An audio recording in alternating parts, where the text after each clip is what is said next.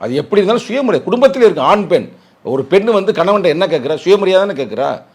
சுயமரியாதை என்பது தமிழர்களுடைய ரத்தத்தில் ஊர்னது. அதனால் நாங்கள் வந்து அது வந்து கொள்கை ரீதியாக எடுக்கப்பட்ட முடிவு. அப்புறம் எம்பி ரவிக்குமார் மட்டும் உதயசூரியன் சின்னத்தில் நின்னாரு? அது எடுக்கப்பட்டது ஒரே ஒரு முறை நின்றார், அவர் மட்டும்தான் நின்றார். அது என்னன்னா அது ஒரு ஸ்ட்ராட்டஜி. எப்படின்னா எங்கள் தலைவர் வந்து இப்படி போலாம் சுயமரியாதை, இப்படி வந்தால் ஸ்ட்ராட்டஜி இல்லை. நான் எங்கள் தலைவரை பற்றியும் பேசினேன், நீங்கள் அதை கவனிக்கலை. எங்கள் தலைவர் அதற்கு பிறகு எப்போதாவது நின்றாரா அதை நீங்கள் கேட்கணும். இப்போ அண்ணன் வந்து அவர் ரவிக்குமார் நின்றாருன்னா எங்கள் தலைவர் என்ன நினச்சாருன்னா அந்த நேரத்தில் வந்து நம்ம வந்து சொந்த சின்னத்தை நிற்கிறோம், ஒருவேளை நம்ம தோற்று போனாலும் போகிறதுக்கு வாய்ப்பு இருக்குது, யதார்த்தத்தை பேசுவோம். அப்போ யாராவது ஒரு ஆள் வந்து சட்டமன்றத்திலேயோ பாராளுமன்றத்திலேயோ பேசணும், அவர் ரெண்டு ஒரு எழுத்தாளர், அவர் போய் பேசட்டும் அப்படின்றதுக்காக எங்கள் தலைவர் அனுப்பலை. அவர் விரும்பினார் நான் உதயசூரியன் நின்றுக்கிறேன், என்ன அனுமதி கொடுங்க அப்படின்னு கேட்கும் பொழுது நான் அதுக்காக நீலாம் நிற்கப்படாது அப்படின்னு சொல்கிற அளவுக்கு எங்கள் தலைவர் வந்து ஒரு என்ன சர்வதிகாரி இல்லை, அவர் ஜனநாயகத்தின் மறு உருவம்.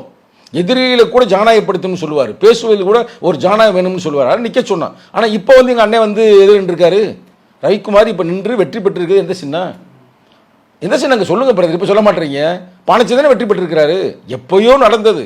அதையே இப்போ பேசுகிறீங்க. இப்போ நிகழ்காலத்தில் இப்போ அண்ணன் ரவிக்குமாராக இருக்கட்டும், இல்லை ஏனைய எங்கள் கட்சியுடைய பொறுப்பாளர்கள் 4 பேர் வெற்றி பெற்றிருக்கிறார்கள், 2 பேர் தோற்று போய்விட்டார்கள், எல்லாருமே சொந்த சின்னத்தில் இருக்கிறார்கள். இப்போ அங்கீகாரம் பெற்ற கட்சி, எங்களுக்கு பிரச்சனை இல்லை, எங்கள் சின்னமே பானை சின்னம் தான். அப்போ பானை சின்னமாக இருக்கும் பொழுது நீங்கள் அரசியல் ரீதியாகவே 2 எம்பி வெற்றி பெற்றிருக்கிறார்கள். அப்போ 2 எம்பினா கணக்கு என்ன? 12. அப்போ 12 என்பது மினிமம். அவங்க விருப்பப்பட்டு கூட ஒரு 18 கூட கொடுக்கலாம், அது அவங்களுடைய தாராள மனப்பான்மையை பொறுத்தது. ஆனால் எங்களுக்கு கொடுக்குற ஒவ்வொரு சீட்டுமே வரலாறுங்க. நான் சும்மா போகிற போக்கில் சொல்ல, அவங்களுடைய கோட்பாடு என்ன?